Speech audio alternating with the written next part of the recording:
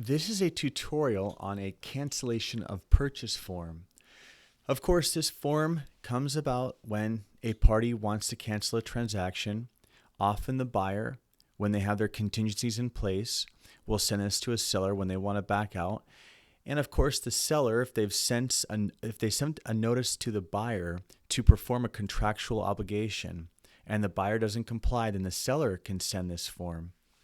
So we'll go through it very quickly. It's pretty straightforward. You start with the property address here, the name of the buyer, the name of the seller, and then you'll check the box of which party is initiating this cancellation.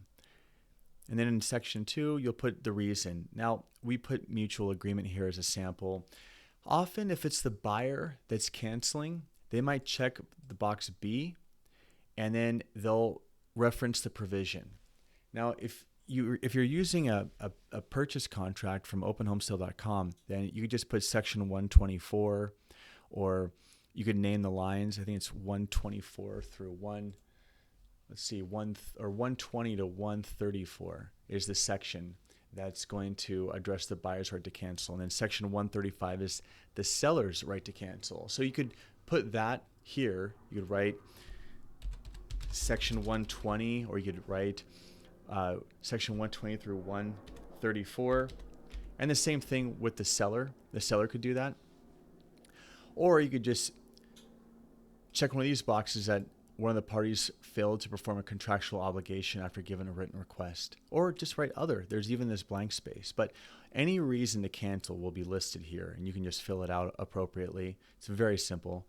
And then the signature of the party that's initiating the cancellation. Now, the second part addresses the deposit. This is kind of a two-part form. So down here, you'll reference which escrow number, and then who the escrow company is. And then you'll check the box on how the deposit is to be refunded. Now, in this case, we'll pretend that, let's just say the buyer's backing out because they did an inspection and they didn't find, or they found something that they didn't like.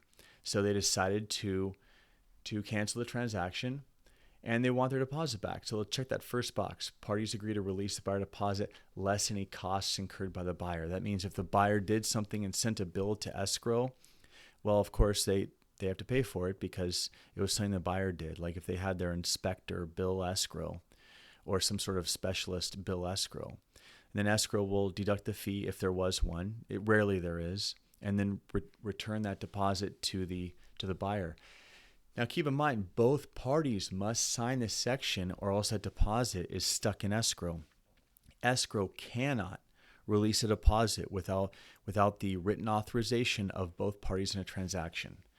And that is the cancellation. If you have any questions, please contact our email, contact@openhomesale.com, or visit our website, openhomesale.com. And thank you for watching.